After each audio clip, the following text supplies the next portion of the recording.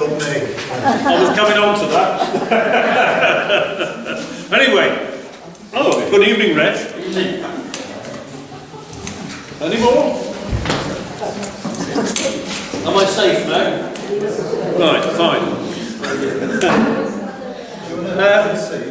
As I said, you haven't got to put up with me all the evening, but one or two notes just to say. For those of you that came to the library, they were well received, and my thanks go to the committee and some of the members who either came along and joined us or who helped on the days. So thank you for that. The request that we had for a bilingual website, if you're receiving messages electronically, then we had success. And I'm very pleased to say that Arwell and Arwen are going to help us with that. So thank you to both of them. These things do pay off occasionally, you see, only occasionally. First aid, the date has changed. It's now Friday the 21st of July in Abergele. So if anybody is interested, let me know and we'll bandage you up and we'll send you there on the 21st of July. And if anybody is interested in the Corwin Museum trip, the board is on the table at the back with the Rattle King. Just pop your name on there and we'll see how that goes. So, without more ado, I introduce Chris Grier, Reg Davies, Julie Grier, John Taylor, old Uncle Tom Tobley, who are going to talk about evacuees in Rhuddlan in World War II. Over to you, Chris.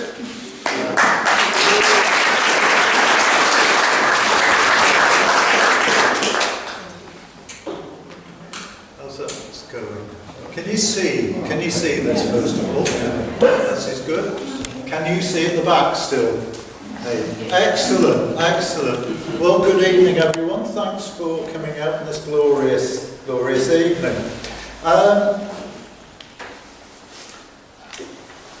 Tonight's talk, I think, as Richard's introduction suggested, may be a first for us, because I think it's the first time we've had 4 speakers involved. So, yes, there'll be some juggling, which is good stuff. But it came out of work that we did for the top here in the Schola Castell village school just before Christmas, when they were obviously doing evacuations, World War II. So the local history society helped out with it. Julie will say some more about that a wee bit later. It was such a success that we decided that we'd like to roll it out for an adult population. Yes, an adult group. So it's split into several sections. I'll start by giving some background to the topic. So let's begin at the beginning. The realisation that an air war could be devastating to civilian population came very early in the evolution of aircraft.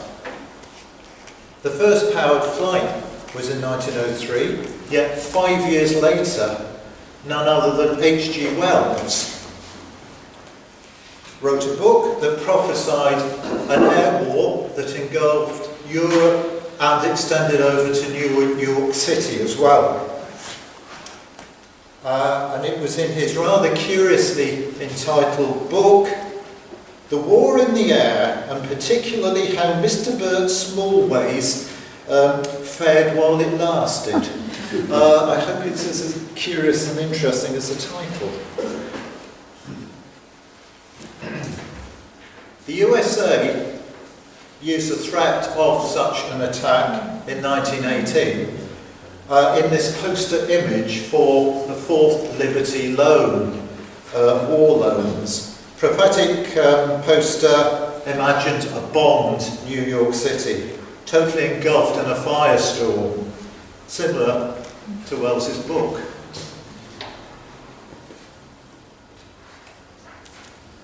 The first deaths in an air raid occurred in Liège in Belgium as early as the 5th of August 1914 from bombs dropped by Zeppelin, an airship. The first Zeppelin raid in England, the first casualties in England, first deaths took place on the night of the 20th of January 1915. And this unfortunate soul was one of the victims. There were further air raids using Zeppelins and finally bomber aircraft, which led to a total civilian death toll of over 1,400 people, over 3,300 injured. So the era of total war was upon us, in which civilians, their homes, and the industrial infrastructure of the country were now frontline targets.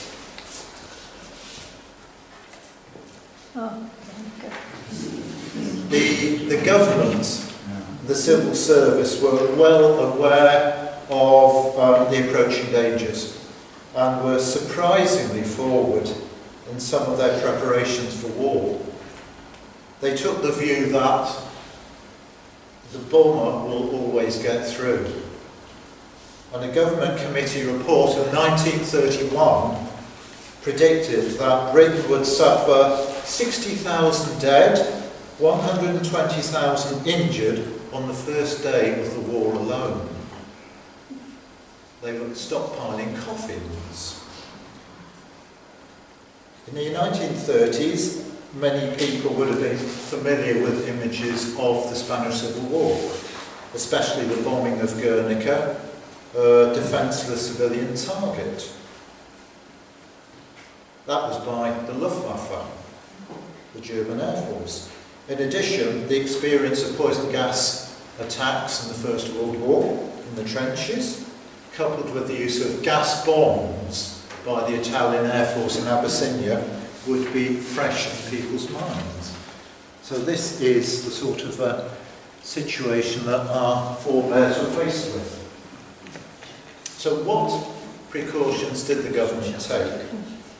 You will probably be aware of this, gents, but like me, had little idea of its significance between the wars. This is John Anderson, 1st Viscount Waverley, after whom the Anderson shelter was named. He was a civil servant who achieved something unusual. In early 1938, he was elected as a National Independent MP. And later that year, he entered Neville Chamberlain's cabinet as Lord Privy Seal. And he was put in charge of air raid precautions. So he initiates the development of the Anderson shelter. Well, there's a lovely definition that calls it a small sheet metal cylinder made of prefabricated pieces which could be assembled in a garden and partially buried to protect against bomb blast. Summed it up nicely. However, before that, John Anderson was a civil servant in the Home Office, and he chaired the first air raid precautions meeting in 1924. The committee formulated plans, produced a blueprint for civil defence to protect against air attacks, and it worked in secrecy so as not to avoid causing undue panic amongst the population.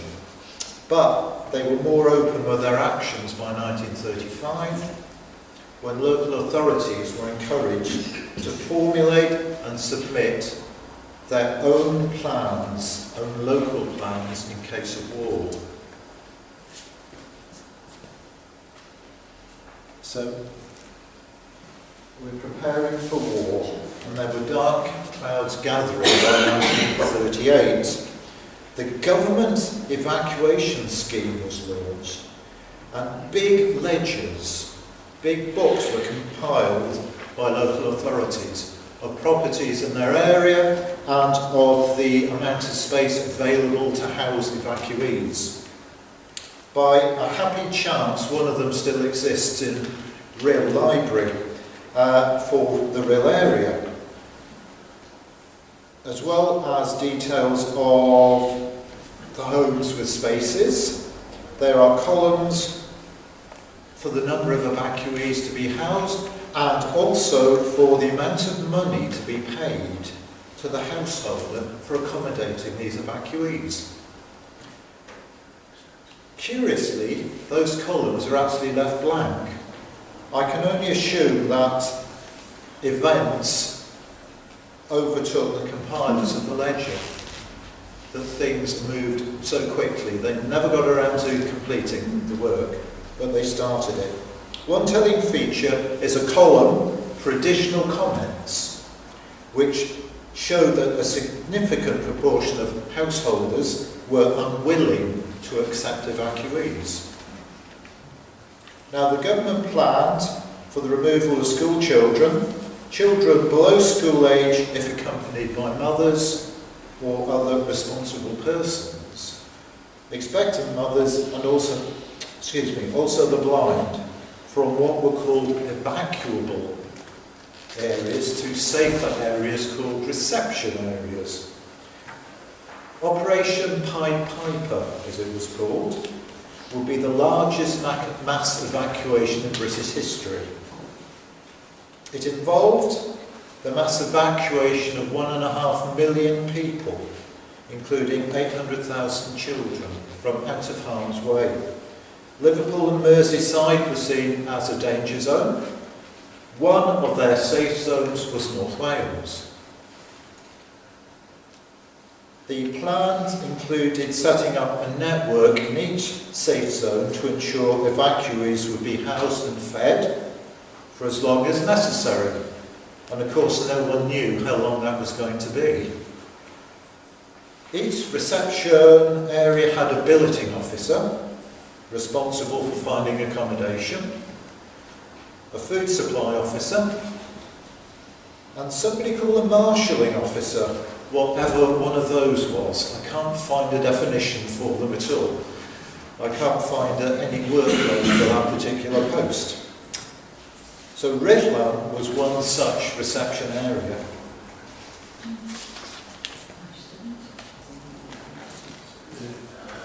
(1939) saw practice drills across the country in both safe and danger zones. During the summer, the government issued a series of 5 pamphlets to the population to prepare them for what was coming. These pamphlets were issued from the office of the Lord Privy Seal, none other than our old friend John Anderson. So, quite a busy bunny. The third pamphlet is called Evacuation, Why and How. It paints a reassuring picture of a voluntary evacuation process. All that was required was to register children for evacuation. It states that there is room in the safer areas for these children. Householders have volunteered to provide it. They have offered homes where the children will be made welcome. The children will have their school teachers and other helpers with them, and their schooling will be continued. The reality was often very different to this, but interestingly, this pamphlet left the door open for private evacuation arrangements, and private evacuations would be a significant feature throughout the war. Finally, 1st of September 1939, Germany invades Poland, an ally of Britain and of France. At sunset that evening, the blackout began. Britain formally declared war on Germany 2 days later, although Operation Pied Piper was already being rolled out. Evacuees were told to go to an assembly point with a suitcase and a gas mask. The assembly point was often at their own school. My apologies, that doesn't show up particularly well, but the evacuees were given a list of items to bring with them to be packed into a suitcase if they were lucky enough to have one, else a pillowcase or anything else they could find. This is a list provided by West Bromwich Education Office. It itemised the clothing to be taken as well as foodstuffs for the journey. A gas mask was carried by each evacuee, as the government feared a gas attack was likely. Then they set off for the station. Few had any idea where they were going.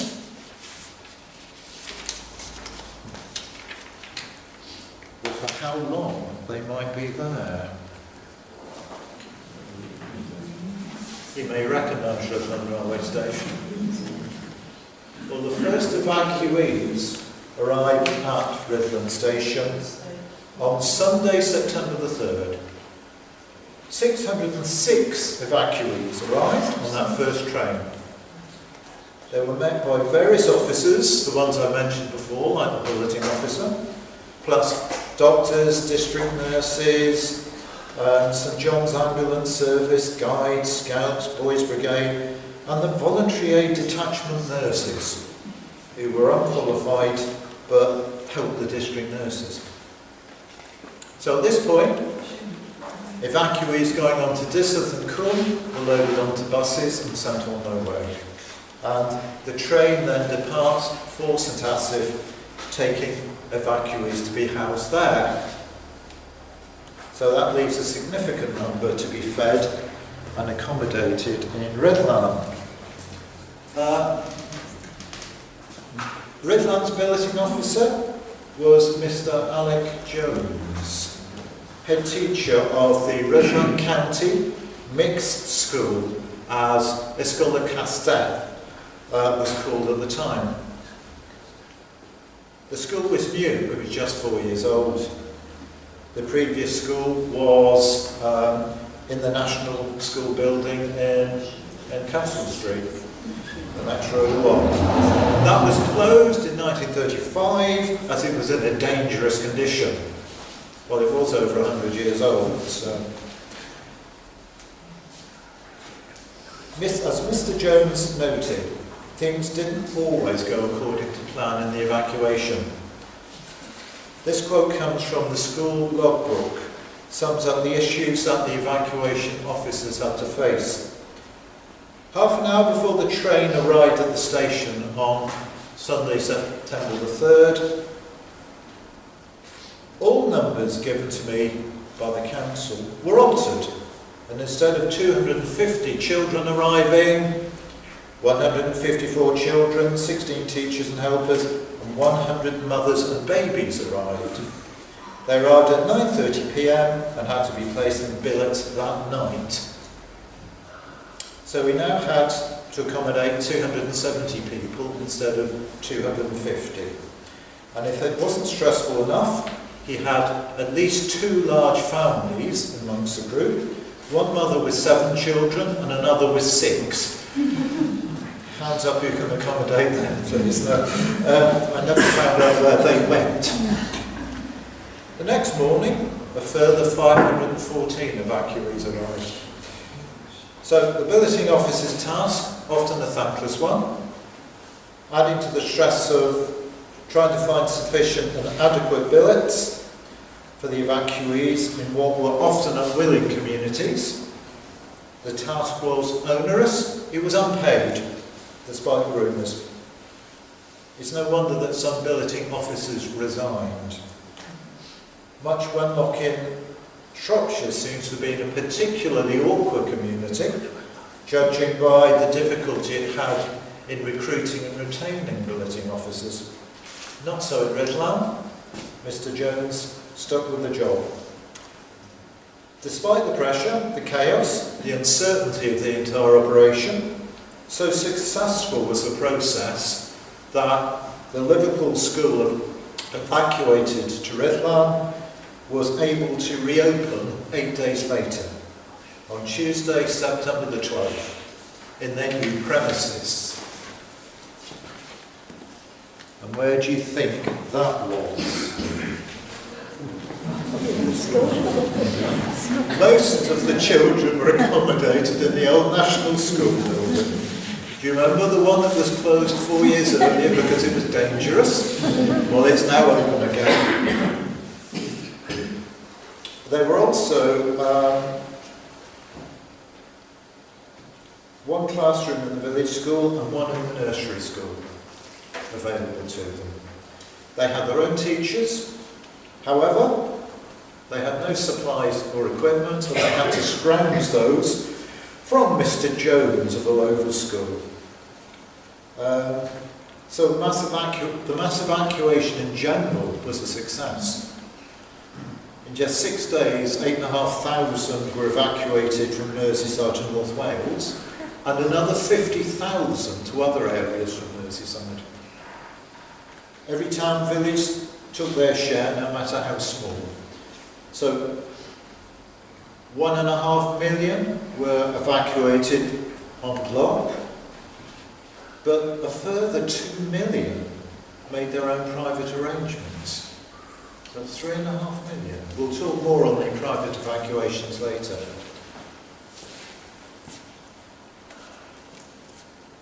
But within 4 months, the evacuees started to trickle back home. The threat bombing hadn't happened. This was the time of the phony war. Nothing seemed to be happening. It seemed to be safe back at home. In Flintshire, which we were part of at the time, 87% returned home by March 1940. That's a massive figure. The real war and the bombing of the danger zones, of course, was yet to come. So there would be further but smaller waves of evacuees to Rhuddlan during the course of the war. From Merseyside in early 1941 during the Blitz, from London and the South East in the summer of 1944 due to V1 and V2 attacks. There was a Christmas party for London evacuees in December 1944, which suggests they were well received. There was one for Liverpool evacuees, I think in 1939, but I haven't got the details of that one. But I detect a sense of relief in the entry in the local school's log, written by Mr. Jones, dated 6th of July 1945, when the last of the Surrey evacuees returned home. Alec Jones wrote, "So ends that tremendous question of the evacuees. We hope that all returning will retain happy memories of Rhuddlan, for it has been our primary aim to make them happy during their absence from home." I'll hand over to Julie now to give you some information on the school project itself. So, yeah. I'm going to ask, can I have that chair back? Come on, I'm going to ask Not evacuated, but evicted. Yeah, evicted. Mr. Reg Davies and Mr. John Taylor to come and join me at this point. Come and have a seat, Mr. Taylor. There we go. You're right there. There we go. Oops. There we are. There we go. Put on the water sheet. So, oh, that's skipped. Right. So Chris has set the background nationally and locally for what happened with that mass evacuation in September. And I hope you can all hear me because I haven't got the loudest of voices. So if you can't hear me, please let me know. So what I'd like to do is explain what we did with the children on that day. Now, the children have been given the task at the end of our day with them.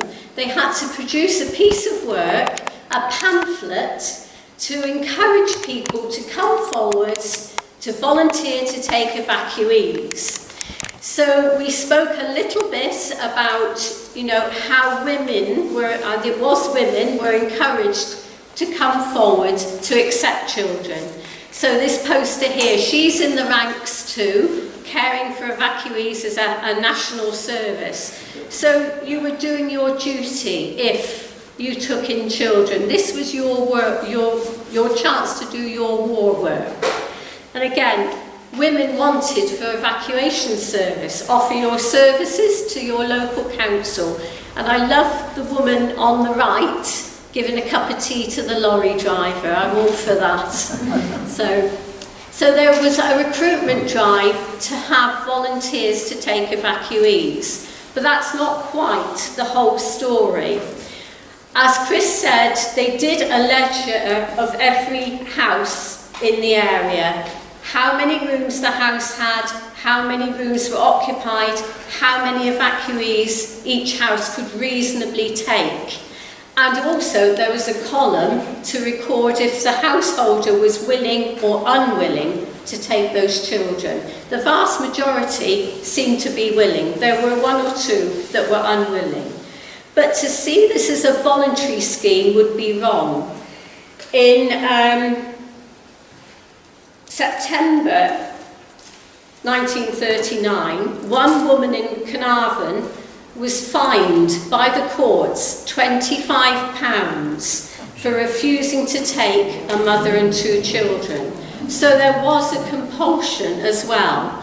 And when you remember that each child you took, you were given a weekly grant of 10 and 6 to look after that child. And if you took subsequent children, it was 8 and 6. That gives you an idea that £25 is quite a hefty fine if you didn't take them.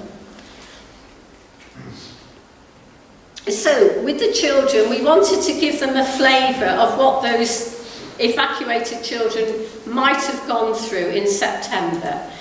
So we arranged with the teacher to meet in the nature reserve. Now I know that's not where the station was, but it's as close as we could safely get, rather than as Aldi's car park. And Chris met them there, and many of the children came dressed in period costume and had their cardboard boxes with their gas masks in, and you may have seen them walking up and down at the high street at that time. So we met them there and we walked them back to the school. And I'd gone out previously and I'd tried to identify, or we tried to identify the properties en route that would have had an evacuee. There was a very rough and ready census done in early September 1939, and you can tell who's got an evacuee child because the surnames don't tally, if you like. So with the consent of the householders, as far as I could, I tied a red balloon to the properties that had taken in evacuated children. So as class 6 at Scholar Castell walked up the high street to back to their school, they could spot the houses that had taken evacuees. And I had quite a few comments from people saying, "What are you doing?" And when I explained, some of them were quite moved, because when you looked down the street and spotted the red balloons and you knew what it meant, it was quite moving.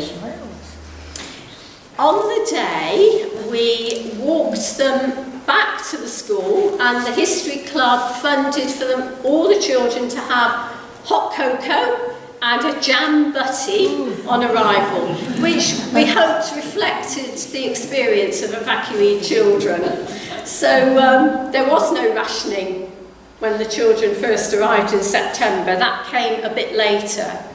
So we tried to set up some displays, and we're really grateful to these gentlemen, particularly Mr. Davis, who brought lots of artefacts with them for the children to handle, and that went down really well. And I made up a suitcase to try and explain to the children little belongings those children brought with them. When you think, you know, what they might take on holiday now, they have very little with them. And we also made up a table to show what typical rationing would be. This is rationing. You know, the rationing would alter during the course of the war depending on what was available, but this is a typical list of rationing. And the thought of surviving on 2 ounces of cheese for the week and 2 ounces of tea and 1 egg would be very challenging for me. And to see it laid out brought it home to the children again how little people had. You've already seen this list, and as I say, we tried to make up a suitcase to explain to the children, and some of the children couldn't afford the warm coat or, you know, the second vest that was suggested, and some of them didn't have suitcases, they came with pillowcases. And you can see here, this is an evacuation of the Liverpool children. And it looks like organised chaos, doesn't it? And again, these are the children on that train coming away. And you can see here one of the lads has got, well, it looks like the pillowcase that's been packed there, doesn't it? So, we hoped to have given the children, by walking them up from the station back to the school, the idea of what it would have perhaps felt like to be a child at that time and to go through that experience.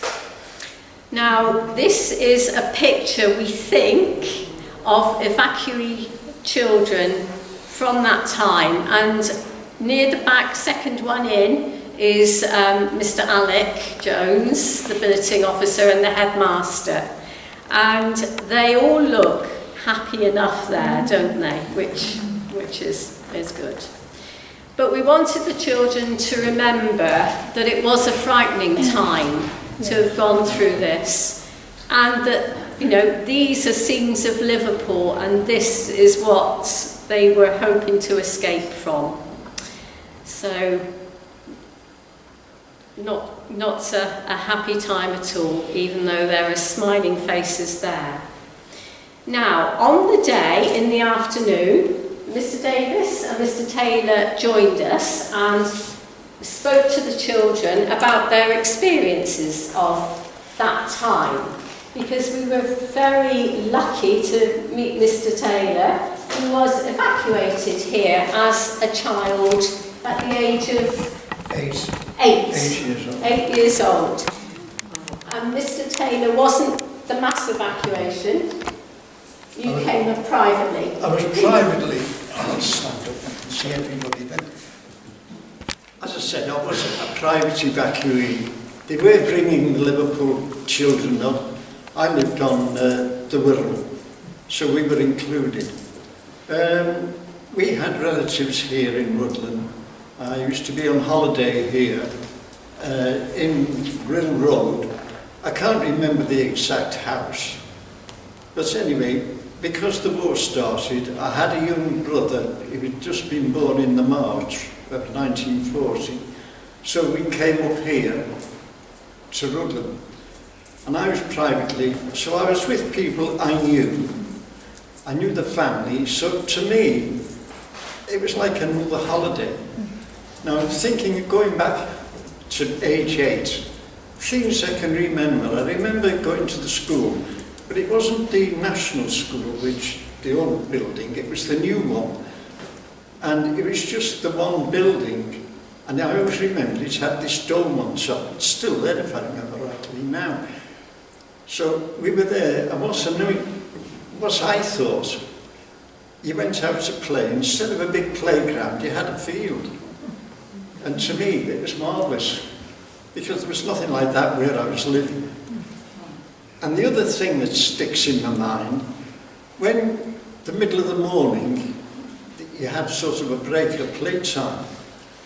Now, on the Rhuddlan in Liverpool, all the schools got a bottle of milk, a small bottle. But when we came to Rhuddlan, of course, at the school, they didn't have any. So I asked, where's the milk? And they said, it's all gone to Liverpool. So that was that. And then other things stick in my mind. I remember the RAF station here, which is on the golf course, basically. And there were WAFs billeted in Rail Road in the houses going down. I think they must have been taken over by the ministry. And they used to bust them up to Prestatyn up on the hills. You'll see the masts still there. Anyway, that was another item. We used to go down and watch the barrage balloon. They used to have fun, so we'd spend time there. And of course, they had the woods and the castle.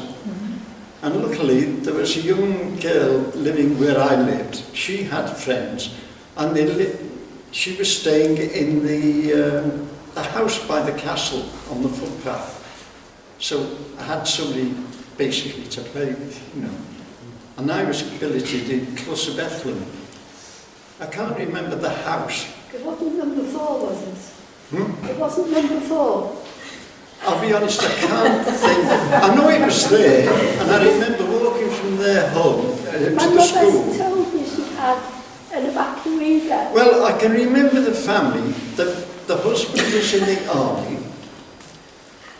and one of the lads had ginger hair, and if I remember rightly, his name was Edwin. And there was a girl, and she was only a baby then. She had a Welsh name. I don't know anymore because time's gone on. No, it wasn't our house then. No. Oh, I'd have remembered if you were there. But anyway, lots of other things you can remember. And it was an adventure, from my point of view. And like they said, a lot of evacuees went back home. So my mother decided she would, because she had the baby in a pram. And we used to walk from there to the clinic. Halfway to Rill, I think it was. I remember going, but there was no estate here. There was nothing on Highlands Road or that. It was all fields. We used to walk through, because there was no bypass. They had the dual carriageway in St Asaph, I can remember that. And I can remember they had one side open, and the other side they used to have army equipment and tanks and cars and different things, you know. Otherwise, it was good. So we went back home. Unfortunately, it was in 41, it was the beginning of the Blitz on Liverpool, and of course, we ended up. And my mother's attitude was, well, if she was here, my father was there working in the Cameleers shipyard. If anything happened, we wouldn't be there. So we went back home and we thought, if we're going to go, we'll all go together. Well, that's what my mother said. So I went back home, and to us it was an adventure. The field at the back, they used to bomb because they built like, well, I didn't know then, but they were building these funny things in the fields. I found out later, of course, in life, that from the air they looked like aircraft or tanks. So they used to drop incendiary bombs and what have you on the field, which as a kid we used to go out the following day finding them. We'd get parts of a bomb and a nose cone and shrapnel, of course. And we had an incident, talking of the Anderson shots, we had one, they gave us one. It was good. My dad dug a hole, we put it in, fine. We had the area, we run in, he jumped in, it had flooded. So that was it, we never used it again. And we went scavenging, finding these things. I found a nose cone, found a fin, and eventually I found a tube. So knock one on one end, well, we've got a bomb, haven't I? And then progress years later, and I was on the police force at the time in Birkenhead, and I remember going home and the road was cordoned off. And this other fellow said, you can't go up there. And I said, well, I can. The policeman lived there. And I went up there. They said they found a bomb. I thought, have they? No. I went down the garden in the hedge, it was this, so I picked it up and brought it out, and of course, I showed them what it was, and well, what did it say to me then? But things were very different. Yeah. I think, you know, the children were loved to have both of you and the school to talk to, and they ask very good questions. Oh, yes. And quite direct ones, and they asked you, were you frightened, didn't they? And you tried to get over to them that you didn't know any different, so you didn't know to be frightened. You didn't. I mean, here, like here, it wasn't, but in Liverpool, well, everybody was in the same boat.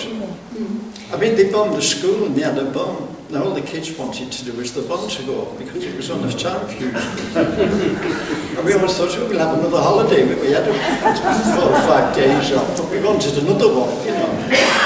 And that's the way it was. So at this point, I'm going to bring in Mr. Davies, because you were a schoolboy here. I was with him, I was When evacuees in my class in school. So, you know, what do you remember of these, Well, you they know... were very welcomed in Rhuddlan, and they liked work. My father was farming, and we had a thrashing box, and they loved even little children them days, no health and safety about. They'd be collecting underneath the box, getting the chaff, doing jobs that the local lads didn't want to do. And they would always want to work. And a lot of them didn't want to go back home when it come time to go home, because they were having, it was like coming to a different world altogether, coming to Rhuddlan. And am I right in thinking, did they dig up part of the school field to plant potatoes? Yes, yes. Yeah, so you lost a bit of the school field. Yeah, they dug potatoes. They planted their own, and they were doing all sorts of jobs that they'd never realised the jobs to do like that. And they were very well welcomed in Rhuddlan. And some came back to Rhuddlan after they got old enough, and there's quite a few in Rhuddlan. Well, I don't know whether they're still alive now, but there were quite a few families came back here to live here after they had to take it. Well, John's still here. 50, 60 years now. Yeah. So what I brought you is a few artifacts relating to the Second World War, and there's a story to a couple of the things. Now this one here, I don't know whether you remember the old King's Head. There was a chap there, Bill Dixon, and First World War he was wireless operator in the Navy. When the Second World War started, he volunteered to go into the Navy again, but they said he was too old. 3 weeks went by and the Ministry of Defence came to see him, and they asked him would he be a spy if they supplied the radio. And this transmitter was fixed up in the loft in the old King's Head, and even his wife didn't know until after the war. If he'd this had got, there's a newspaper cutting over here somewhere. I think it's 3 nests of spies they caught in the Rhuddlan area with this radio. So when they were knocking the King's Head down, we were moving a lot of Bill Dixon stuff, and he gave me this and told me the story all about it. So, but nobody knew during the war what he was doing. His wife used to go up to the loft and she didn't know what he was doing. Yeah, the other one. During the Second World War, my father, he was in the Royal Flying Corps, First World War. Second World War came, he was too old. So he went, they asked him would he go in the ARP, like on fire watch and that.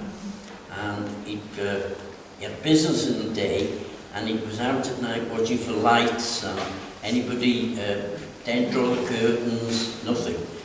And he was in the High Street one night, and just by the King's Head, a chap lit his pipe, and the planes were going back.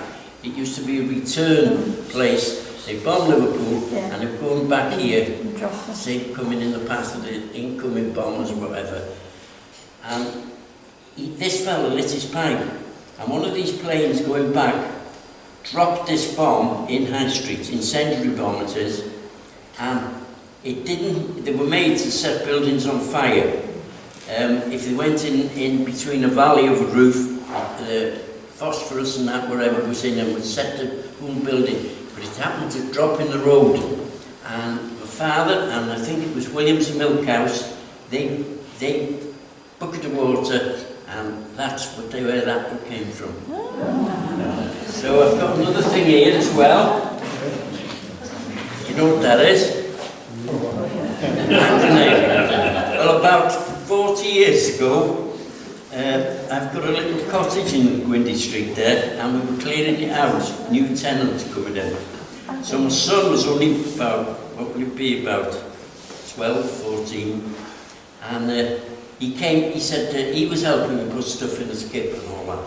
So he came running out, look what I found, Dad, under the stairs. I'm still alive.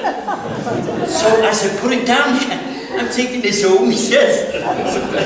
So anyway, we put it, I rung the police, and I've never seen the police come so quick. They called in Gwyndy Street off, they emptied the nursery across the road, and within 5 or 6 minutes I could hear sirens going, bomb disposal coming from Chester. They came down and they blocked the road off, they moved everybody out, and I've got a photograph standing behind the van, and they dismantled this in the van with a robot, and he gave it me after. So that's come from who put it there, and a chap used to live there, Mrs. Jennings, and her husband was in the army. Now that's the only one we can think. Like before that, the Pownell family were there. Well, they went into army, but this Pat Jennings lived there. He must have brought this home with a kit back. In case he didn't like anybody. But I've got it now to keep. So Can I just clarify that Mr. Davies did not take that to the school? I didn't take anything dangerous. That's my father's ARP whistle. It's got ARP on there. And there's a 1940 journal there, which tells you a few things that have gone on at that time. And I got my, when I was a little boy, that's all the books were them days, aircraft of today, all the old aircraft. I was given this in 1941 by my cousin for my birthday, and another one on tanks, and my father's scrapbook during the war with all the stuff he took out of the newspapers, which anybody interested in World War II, there's a lot of stuff in that. So that's all I can tell you, really. And the helmets. Children like the helmets. Oh, yes. They all had to have a go. I think they all had to go with the gas mask as well. And something that I remember Mr. Taylor telling me, I think your baby brother had a gas mask? Yeah. Yes. It was long, and you used to slide the baby inside the end, and You had to pump. you used to pump the air in. I mean, if mother had died, Yeah. you'd had it, hadn't you? If mother was pumping. Well, this was it. Yeah. But the gas mask, we had them, you had to take them. You weren't allowed to go anywhere without your gas mask. No. You couldn't go to the pictures. If you hadn't got your gas mask, well, I had a Mickey Mouse one. It was ended up where you didn't put the gas mask in, you put sandwiches. Sandwiches. Or you go to the orchard and get apples, put them in the tin. There we are. That was the way life was. Yeah, there's a photograph there as well. Somebody might recognise somebody in that. In the Nantavinal camp. Do you know where the Nantavinal camp was? It was on the way to Rhuddlan Hospital. There was big pylons there, and there was an army camp there as well. They took the pylons down a few years ago now, but this was taken there of some of the staff that were guarding there. The old guard room is still there, but the rest of the camp's gone.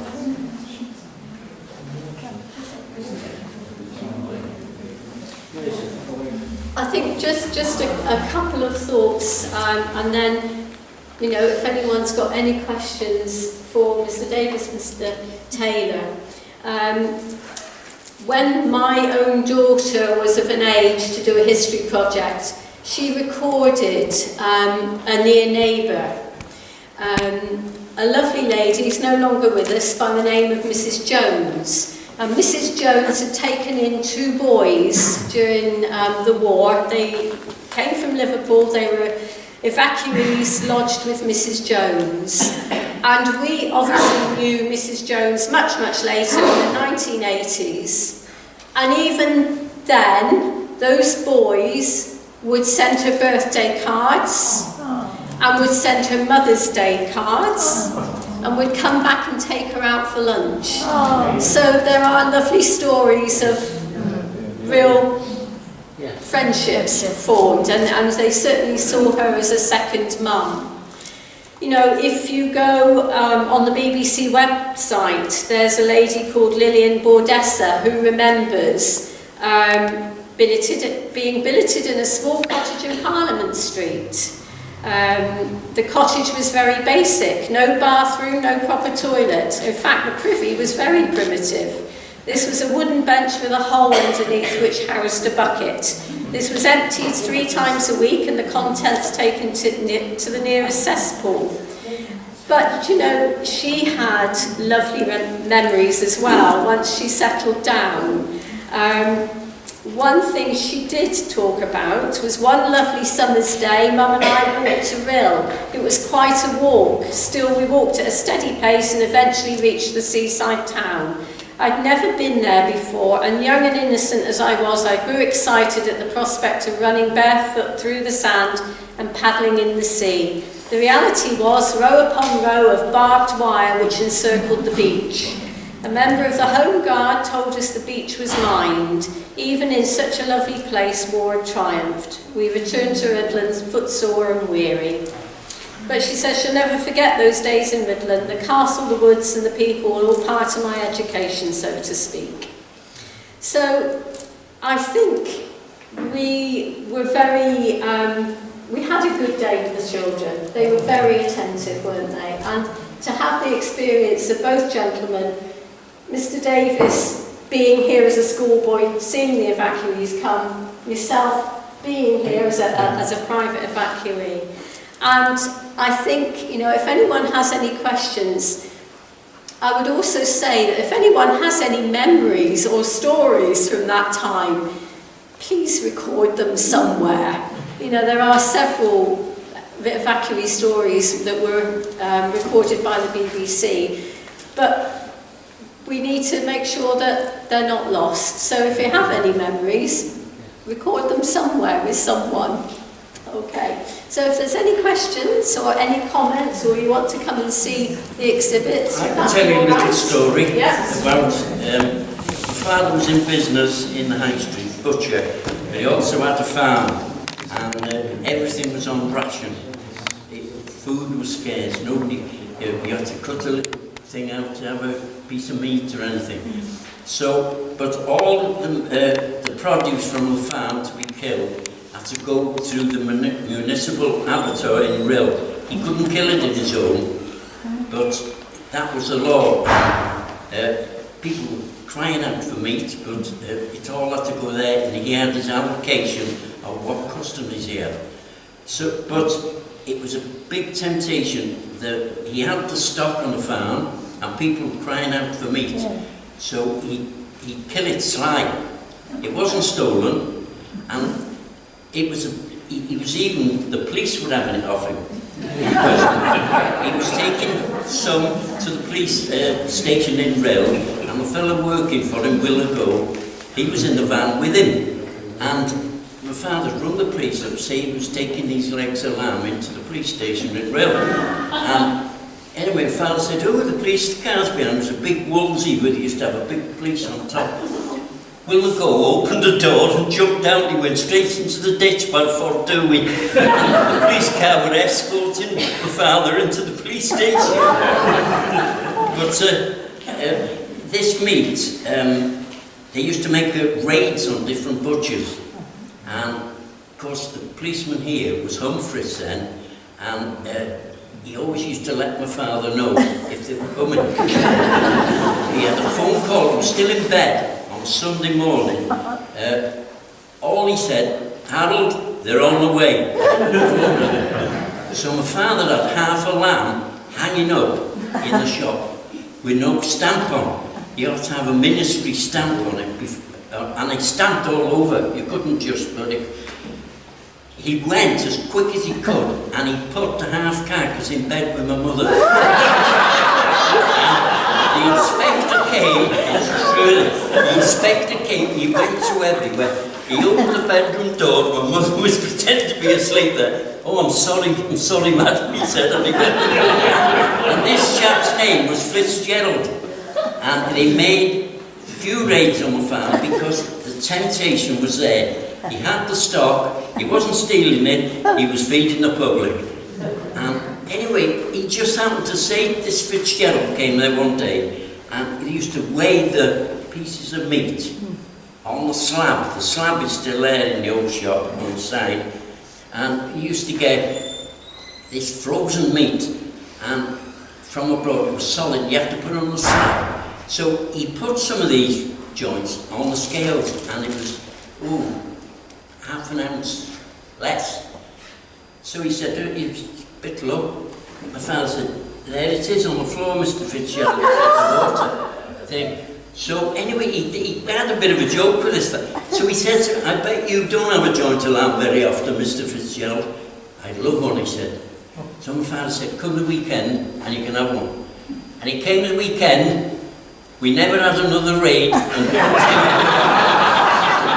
end of the war, never had. So and this Mr. Fitzgerald, we kept, after the war, my father kept in contact with him.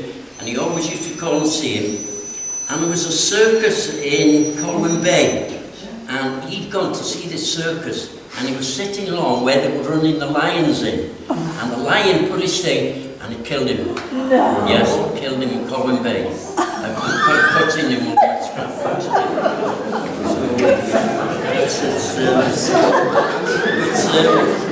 No, the meat job was hard going.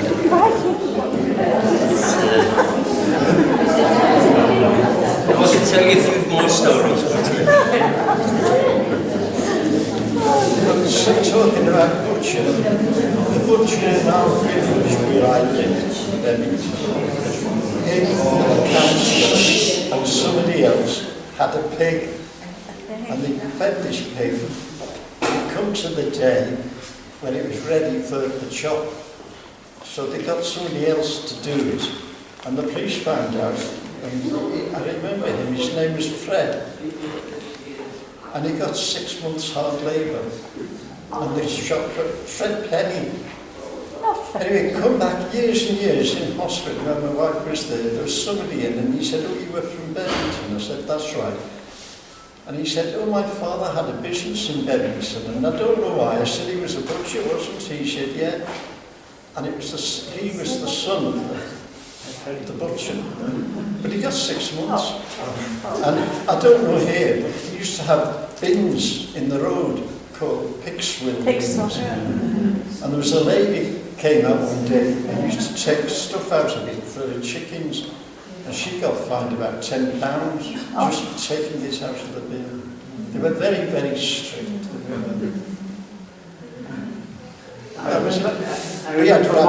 My mother applied for a the magistrate's court for a licence to run a licensee business, and she had to go before the magistrates, and they said, had she any criminal convictions? And she rather shamefacedly said, yes, I was fined 2 and 6pence. He said, when? He said, I left the curtain open during the war.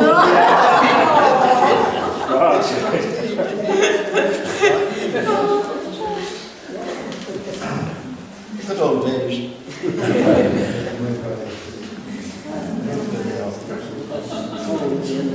So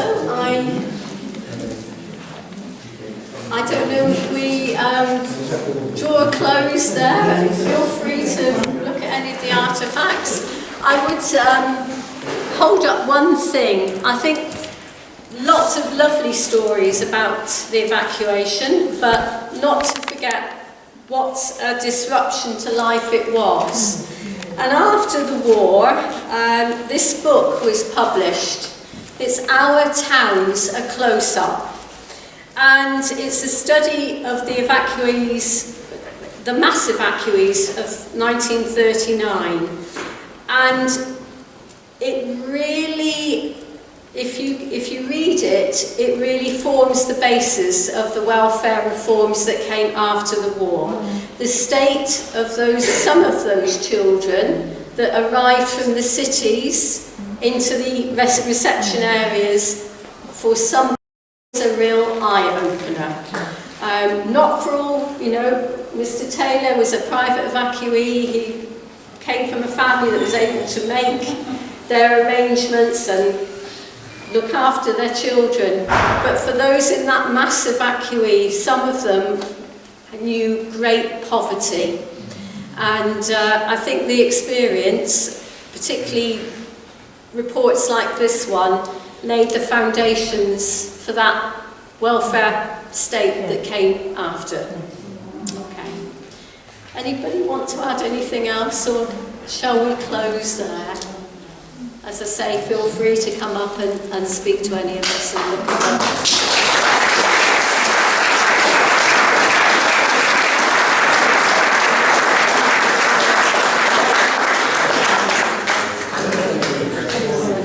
I think it's fair to say that we've got our own Fab Four. Well, that was very interesting, very informative, very amusing, and a thoroughly enjoyable evening, so thank you to all of you.